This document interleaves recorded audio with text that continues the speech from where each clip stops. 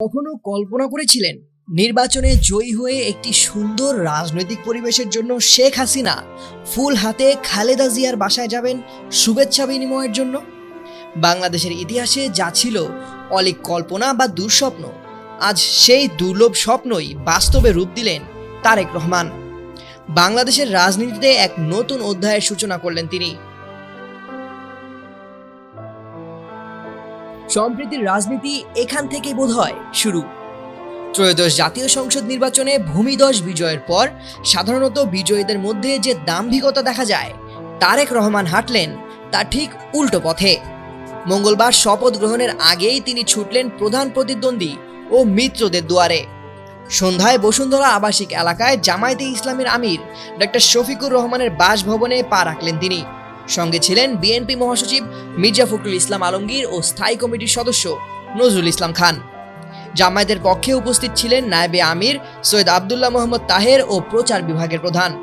প্রায় পৌনে 1 ঘন্টার এই একান্ত বৈঠকে আলোচনা হলো কেবল ক্ষমতা ভাগাভাগি নিয়ে নয়, বরং নতুন সরকার গঠন ও দেশ পুনর্গঠন নিয়ে। বিভেদ ভুলে সহযোগিতার হাত বাড়িয়ে দিলেন বিএনপির এই শীর্ষ নেতা।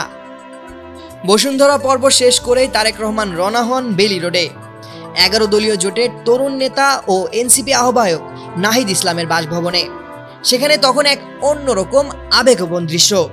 ফুলের তোড়া হাতে শিশু থেকে বৃদ্ধ সবাই অধীর আগ্রহে অপেক্ষায় হবু প্রধানমন্ত্রীকে এক নজর দেখার জন্য। পুরো বেলি রোড জুড়ে র্যাব, সিএসএফ ও পুলিশের কড়া নিরাপত্তা বলয় থাকলেও মানুষের উচ্ছ্বাস ছিল বাঁধভাঙা।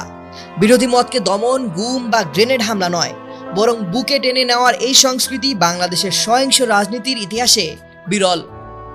আগামী মঙ্গলবার এমপি ও মন্ত্রীদের শপথ গ্রহণের কথা রয়েছে। তার ঠিক আগ মুহূর্তে বিরোধী নেতাদের সঙ্গে এই সৌজন্য সাক্ষাৎ প্রমাণ করে প্রতিহিংসার রাজনীতি এখন অতীত। রাজনৈতিক বিশ্লেষকদের মতে সংঘাতের পরিবর্তে এই সৌহার্দ্যপূর্ণ সহাবস্থানের উদ্যোগ যদি অব্যাহত থাকে, তবে তা বাংলাদেশের রাজনৈতিক সংস্কৃতিতে গুণগত পরিবর্তনের ইঙ্গিত বহন করে।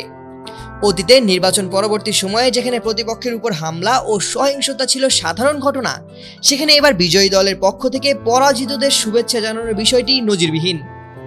এই সৌজন্য সাক্ষাৎ নিছক কোনো আনুষ্ঠানিকতা নয়, বরং একে আগামীর বাংলাদেশে প্রতিহিংসার পরিবর্তে সহনশীল রাজনীতির বার্তা হিসেবে দেখছেন পর্যবেক্ষকরা।